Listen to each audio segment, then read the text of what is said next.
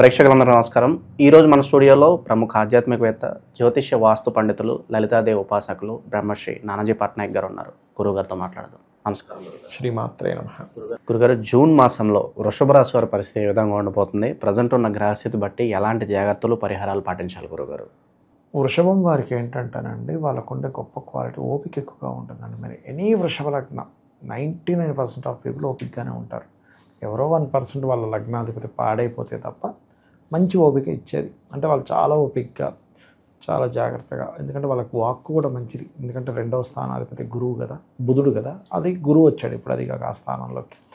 So మీరు గమనించినట్లయితే వాళ్ళ పోస్టర్ కూడా వృషభంలాగే ఉంటుందండి. కొంచెం దిట్టంగానే ఉంటారు, మరి సన్నగా బక్కగా ఉంటారు. చాలా రేర్ కేసెస్ సన్నగా ఉండడం అనేది వృషభ లగ్నంలో పుట్టిన వారికి.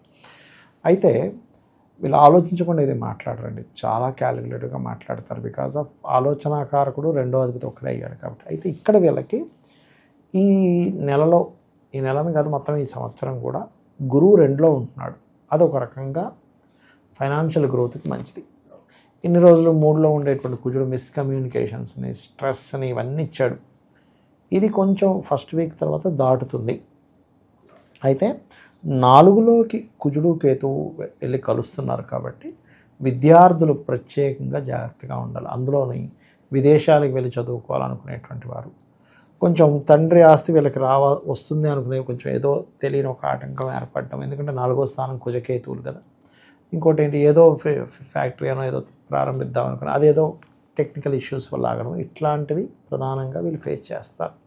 కాబట్టి ఈ విషయాల్లో పూర్తి ఇన్ఫర్మేషన్ తెలుసుకొని జాగ్రత్తగా ముందుకు వెళ్ళినట్లయితే అది తగ్గుతాయి. ఓకే. కొత్తగా వ్యాపారాలు చేయాలి, మొదలు పెట్టాలనుకున్న వాళ్ళకి ఏదైనా సూచన ఉందా గురుగారు? ఇక్కడ ఒకటేనండి, ఇందాక నేను చెప్పినట్టుగా మిషనరీస్ అను, ఫ్యాక్టరీస్ అను, ఇట్లాంటివి ఏమైనా కొత్తగా ప్రారంభించే వాళ్ళు దాని గురించి పూర్తిగా తెలుసుకొని చేయకపోతే అనవసరంగా స్ట్రక్ అవుతూ ఉంటారు అక్కడ. ఎందుకు అంటే ఈ వ్యాపార స్థానాన్ని 3, 7, 11 స్థానాలుగా చెప్తూ ఉంటారు. ఇందులో పర్టికులర్గా 7వ అధిపతి ఇన్వెస్ట్మెంట్ కారకుడే అవుతున్నాడు. ఇక్కడ కుజుడే అవుతున్నాడు. 7, 12 అధిపతి వృషభ లగ్నానికి, ఆ వృషభ రాశికి. ఆయన వచ్చి స్థాపించే స్థానంలో వచ్చి కూర్చున్నాడు కేతువుతో కలిసి. ఎప్పుడైతే ఈ రకంగా కుజుడు కేతు కలుస్తున్నారు 4లో, అదేమైపోతుందో స్ట్రక్కింగ్ యోగా ఏర్పడింది అక్కడ. దాన్ని కొన్ని వాటిలో పిశాచ యోగం కూడా అంటారు. సో అందుకని ఈ విద్యార్థులకి, ఫ్యాక్టరీస్ పెట్టేవారికి, ఏదైనా కొత్త మిషన్ ఇచ్చేసే వాళ్ళకి కొంచెం ఎక్కడో తెలియని ఒక ఆటంకం ఏర్పడుతుంటుంది. అందుకని ఇది ఏదైనా ప్రారంభించేటప్పుడు వీలైతే, ఏదో ఫ్యాక్టరీ పెడుతున్నాం, గణపతి స్కందుణ్ణి ఉపాసన చేసుకుంటే మంచిది. ఆ హోమము, ఆ జపాలు చేయించుకొని ముందుకు వెళ్ళడం మంచిది ప్రధానంగా. అయితే ఇక్కడ మీకు ఈ సంతానం కోసం ప్రయత్నం చేసేవారికి లాంగ్ టర్మ్ షేర్స్కి అనుకూలత బాగుంది ఇప్పుడు చెప్పాలంటే వీరికి. గురుగారు, ఇక విదేశాల్లో వెళ్ళాలనుకున్న వాళ్ళకు కూడా ఈ టైంలో వెళ్తే అక్కడే ఎక్కువగా స్థిరపడే అవకాశాలు ఎక్కువ కనిపిస్తున్నాయి అంటారా? ఇప్పుడైతే అంత అనుకూలంగా లేదండి. ఎందుకంటే విదేశీ స్థానాన్ని కూడా మనం 12వ స్థానంగా తీసుకుంటాము. ఆయన కుజుడే అయ్యాడు అక్కడ. బట్ నా సజెషన్ ఏంటంటే మీరు ఇప్పుడు జస్ట్ వెళ్ళొచ్చేవే చూసుకోండి. అక్కడ ట్రిప్లా పెట్టుకోండి. అందులో ఇంకోటి ఏంటంటే విదేశాలకు వెళ్ళి అక్కడేదో ఇప్పుడు పెద్ద పెద్ద ప్లాన్స్ పెట్టుకోవద్దని చెప్తారు. ఏదో సరదాగా వెళ్ళి వస్తారు, ట్రిప్గా వెళ్ళి రావచ్చు, నో ప్రాబ్లం. కానీ అక్కడ ఇంకేదో మనం ప్లాన్ చేసుకుంటే పెద్ద మొత్తంలో డబ్బులు ఖర్చు అయ్యేది, ఇన్వెస్ట్మెంట్స్ లాంటివి ప్లాన్ చేసుకోవడం కరెక్ట్ కాదు అనేటువంటి చాలా స్పష్టంగా చూపిస్తుంది. ఉద్యోగ మార్పు సరైనదా గురుగారు? అలాగే నిరుద్యోగులకు ఏదన్నా శుభవార్త ఉందా దగ్గరలో ఏదన్నా? ఒకటండి, ఇక్కడ మనకి దశమాధిపతి లాభంలోకి వచ్చాడు. ఇది ఒక రకంగా ఎప్పుడు కూడా ఒక గ్రహం ముందుకు వచ్చినప్పుడు అది ప్రోగ్రెస్ని చూపిస్తుంది. సో ప్రోగ్రెస్ ఉంటుంది వీళ్ళకి ఉద్యోగంలో. ఎందుకంటే ఎలాగో మనకి ఫైనాన్షియల్ ప్రోగ్రెస్ కూడా వీరికి ఉంది అని మనం అనుకున్నాము. 2వ స్థానంలో ఎప్పుడైతే గురువు ఉండి, బుధుడు కూడా మనకు 6వ తేదీ నుంచి మారుతున్నాడు కాబట్టి గురువులు ఇద్దరు కూడా, అంటే 2వ అధిపతి 2లో ఉంటున్నాడు, దాంతోపాటు ఇంకో శుభగ్రహంతో ఉంటున్నాడు. కాబట్టి ఏంటి, వీళ్ళకి వ్యాపార మూలంగా ధనయోగం ఉంది. అయితే వీళ్ళు కేవలం ఉద్యోగం మాత్రమే కాకుండా నేను ఏదైనా వ్యాపారం చేయాలి అనేటువంటి ఆలోచన వీళ్ళకి పెరుగుతూ ఉంటుంది. తద్వారా వీళ్ళు గ్రోత్ అవుతారు కూడా. కాకపోతే ఇక్కడ మనం వ్యాపారం అనే విషయం దగ్గరికి వచ్చేసరికి అందరూ ఏం ఆలోచిస్తారంటే, నేను ఒక పక్క ఉద్యోగం చేస్తూ వ్యాపారం చేసుకుంటే దీనికి ఒక పార్ట్నర్ని పెట్టేసుకుందాం, వాళ్ళు చూసుకుంటారులే అనుకుంటాం. ఇక్కడ ఇప్పుడున్న గ్రహస్థితి వీళ్ళకి పార్ట్నర్షిప్స్ పనికిరావు. ఎందుకు అంటే సప్తమాధిపతి కేతుతో కలుస్తున్నాడు. సో పార్ట్నర్షిప్స్, వివాహ సంబంధించిన విషయంలో ఒక వ్యక్తిని మనం చూజ్ చేసుకునే విషయంలోని చాలా కేర్గా ఉండాలి. సో రాంగ్ పర్సన్ని సెలెక్ట్ చేసుకునే అవకాశం కనిపిస్తుంది. తెలియకుండా ఎలా ఉంటుందంటేనండి, మీరు చొక్కా కొనుక్కున్నారు, వద్దనుకుని పక్కన పడేయగలరు, ఎవరికైనా ఇచ్చేయగలరు. కానీ పెళ్ళి అలా కాదు. ఒక్కసారి పెళ్లి చేసేసుకున్నాక అది కట్ అవ్వాలంటే అది పెద్ద తతంగం. డివోర్స్ అంటారు, మళ్ళీ రకరకాల గొడవలు, వాళ్ళు కేసేసిన వీళ్ళు కేసేయడం, పోలీస్ స్టేషన్లు. కాబట్టి నేను ఒకటే చెప్తాను, అయ్యా మీరు ఏది తొందరపాటు నిర్ణయం తీసుకున్నా ఇబ్బంది ఏమీ రాదు. కానీ ఒకటి మాట్లాడేటప్పుడు, రెండోది వివాహం చేసుకునేటప్పుడు తొందరపాటు నిర్ణయాలు తీసుకున్నారా చాలా పెద్ద కష్టం. ఇంకా కనీసం వివాహమైన డివోర్స్ అని వదిలేయచ్చు, కానీ మాట ఒకసారి బయటకంటే అది వెనక్కి రాదండి, చాలా డేంజర్ అది. ఇక అవకాశాలు గుర్తింపు పరంగా ఎలా ఉండబోతుంది గురుగారు వీళ్ళకి? కొత్త అవకాశాలు అయితే వస్తాయండి. ఎప్పుడు కూడా గురువు 2లో ఉన్నప్పుడు గురుబలాన్ని ఇస్తాడు, అది కూడా 2వ అధిపతితో కలిసి ఉన్నప్పుడు కొత్త అవకాశాల వల్ల ధనం రావడం, ఒక చిన్న ప్లానింగ్ వల్ల ధనం రావడం. కొంతమంది చూడండి, ఒక ఐడియా మీ జీవితాన్ని మార్చేస్తుందని ఒక యాడ్ ఉండేది మనకి.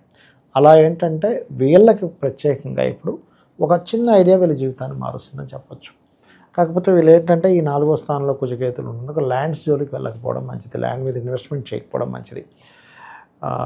లాంగ్ టర్మ్ షేర్స్ చేసుకోవచ్చు, గోల్డ్ మీద పెట్టుకోవచ్చు కొంతవరకు కావాలంటే. బట్ గోల్డ్ మీద కూడా 50%, ఎందుకంటే గోల్డ్ స్థానంలో కుజకేతులు ఉన్నారు కదా, సో ఇవి చూసుకోవాలి. లాంగ్ టర్మ్ మనకి కొన్ని ఇన్వెస్ట్మెంట్స్ ఉంటాయి, అటువంటివి చేసుకోవచ్చు కావాలంటే, దానికి ఏం ప్రాబ్లం లేదు. ఉద్యోగ అవకాశాలు ఎలాగో మనకి దశమాధిపతి లాభంలో ఉన్నాడు, మంచిదే, దానికి ఏం ప్రాబ్లం లేదు. హెల్త్ వైజ్ ఎలా ఉంటుంది గురుగారు? హెల్త్ పాయింట్ ఆఫ్ వ్యూ కూడా తీసుకుంటే వీళ్ళకి 6వ స్థానము 4వ స్థానాన్ని తీసుకోవాలి, 4, 5, 6 స్థానాలు తీసుకోవాలి. ఏదైనా కండరాలు పట్టేయడం ఇలాంటివి వస్తాయి. ఏదైనా సడన్గా అయ్యో ఏంటి సడన్గా ఇట్లా ఇబ్బంది అయింది ఏంటని ఇట్లా వస్తాయి, కానీ అట్ ద సేమ్ టైం పంచమాధిపతి శుభగ్రహంతో ఉన్నందుకు అది తగ్గిపోతుంది కూడా వీళ్ళకి. ఎలా ఉంటుందంటే పంచమం బాగుంటే మనకి ఏదైనా వచ్చినా కూడా క్లియర్ అవుతుందండి. అంటే బాడీ ఇట్ సెల్ఫ్ దాన్ని రికవరీ చేసుకునే బలం దానికి ఉంది. పంచమం బాగుందంటే, పంచమం బాగాలేదు దానికి రికవరీ అనేది లేదని అర్థం. Don't worry. ఇక ఎలాంటి పరిహారాలు అవసరం గురుగారు ఈ రాశి వాళ్ళకి ఓవరాల్గా మంచి ఫలితాలు ఇంకా పొందాలంటే కనుక? వీళ్ళకి ఎక్కువగా వీళ్ళు చేసుకోవాల్సిన పరిహారం ఏమిటి అంటే ఇంట్లో ఏదైనా హోమం చేయించుకోవడం మంచిది, పాయింట్ నెంబర్ 1. లేదా అభిషేకం చేయించుకోవడం మంచిది. లేదు అంటే వీళ్ళకి ఎలాగో గ్రహస్థితులు అనుకూలంగానే ఉన్నాయి కొంతవరకు, ఎందుకంటే 12లో శుక్రుడు మంచివాడే, మీకు 6, 11లో మంచివాడు కదా. 12 శుక్రుడు సుఖాన్ని భోగాన్ని ఇస్తాడు, లాభశని కూడా మంచివాడే, ధనస్థానంలో ఉండే 2 శుభగ్రహాలు మంచివాడే. ఇక్కడ ఒకటే ఏంటంటే ఈ 4వ స్థానంలో కుజకేతులు ఉన్నందుకు తెలియక ఏం చేస్తారంటే చాలామంది మిస్టేక్, ఇప్పుడు ఒక గృహారంభం చేయాలి, అసలు ఎవడు చూసాడు అవన్నీ ఏదో ప్రారంభించండి అంటే ఒకసారి రాంగ్ టైంలో ప్రారంభిస్తారు. అవి మెయిన్గా చూసుకోవాలి వీళ్ళు. ఆ విషయంలో ఎలాంటి జాగ్రత్తలు తీసుకోవాలో చూసుకుంటే సరిపోతుంది. గురుగారు ఉగాది ఫలితాల్లో చాలామంది చెప్పారు ఇప్పుడు ఈ సంవత్సరం ఈ రాశి వాళ్ళే నెంబర్ 1, మంచి గోల్డెన్ పీరియడ్ నడుస్తుంది, ఏమనుకున్నా కూడా చాలా వరకు అనుకూలంగానే ఉంటుంది అంటున్నారు. వాస్తవాలు ఎంతవరకు అంటారు? అవునండి, ఎందుకంటే గోచారం అనుకూలిస్తుంది. ఇక్కడ ఎలా అంటానంటే ఎప్పుడు కూడా రాశి ఫలితాలు ఎంతవరకు ఉంటాయి అంటే ఒక 15% అనే చెప్తాను నేను ఎప్పుడు. ఎందుకంటే 15% మనకి ఏదే వ్యాపారంలో లాభం కూడా 10 to 15% వస్తే లాభం, ఇంకా కొన్ని వ్యాపారాలు ఎక్కువ కూడా వస్తుంది. కాకపోతే ఈ 15% గోచారం ఈజ్ మోస్ట్ ఇంపార్టెంట్. కాకపోతే దీనికంటే ముఖ్యంగా వాళ్ళ పర్సనల్ చార్ట్ కూడా చూసుకోవాలి. బట్ గోచార పరంగా చూసుకుంటే ధనస్థానంలో గురువు ఉండడం, లాభంలో శని ఉండడం, ఇవన్నీ ఒక రకంగా మంచిగానండి. కాకపోతే కాస్త విద్యార్థులు, రైతులు, రియల్ ఎస్టేట్ రంగాల్లో ఉండేవారికి కొంచెం బ్రేక్స్ పడుతూ ఉంటాయి, ఎందుకంటే 4లో కేతు వచ్చినందుకు. సో గురుగారు ఈ రాశి వల్ల కామన్గా నరదిష్టి, నరఘోష పోవడానికి ఏదన్నా పరిహారం ఉంటుందా? ఉంటుందండి. అయితే ఒకటే ఏంటంటే ఇక్కడ నరదృష్టి, నరఘోష ఎందుకు ఏర్పడుతుందని చూసుకోవాలి. సన్ వీక్గా ఉంటే తొందరగా నరదృష్టి తగులుతుంది, సన్ స్ట్రాంగ్గా ఉంటే జరగదు. ఆత్మకారకుడు, అందుకని ఫస్ట్ మనం చేయవలసింది ఏంటంటే ఎవరికైనా నరదృష్టి పోవాలి అంటే ముందు వాళ్ళు చేయవలసింది సూర్య ఉపాసన. సూర్య భగవానుని ఆదిత్య హృదయం పఠనము చేశారు అంటే ఆ ఎనర్జీ మీకు కనెక్ట్ అవుతుంది. ఇప్పుడు బండి మీద వెళ్తున్నాము, ఒక హెల్మెట్ పెట్టుకుంటే పడినా ఏమవ్వదు, తలకి పెట్టుకోలేదు ఏమవుతుంది అంటే ఇక్కడ ఒక రక్షణ కవచం మనకి శిరస్సు మీద ఉంది. అలాగే సూర్య నమస్కారం రోజు మీరు ఒక్కసారి రోజు అలవాటు చేసుకున్నారు అనుకోండి, కొన్ని రోజులకి ఏమవుతుంది తెలుసా, మీరు ఏదైనా సమస్యతో సూర్యభగవాన్ని కళ్ళు మూసుకొని అడిగితే మీకు సమాధానం వినిపిస్తుంది. ఇంకోటి ఏంటంటే అనారోగ్య సమస్యలు రాకుండా, దిష్టి తగలకుండా, పేరు ప్రఖ్యాతలను ఇచ్చేటువంటి యోగం మీకు పడుతుంది. సో ఓవరాల్గా వృషభ రాశి వాళ్ళకి ఈ నెల ఏ విధంగా ఉండబోతుంది, సంవత్సరం అంతా కూడా ఎలాంటి జాగ్రత్తలు తీసుకోవాలి, చాలా బాగా వివరించారు గురుగారు. ధన్యవాదాలు. శ్రీమాత్రే నమః.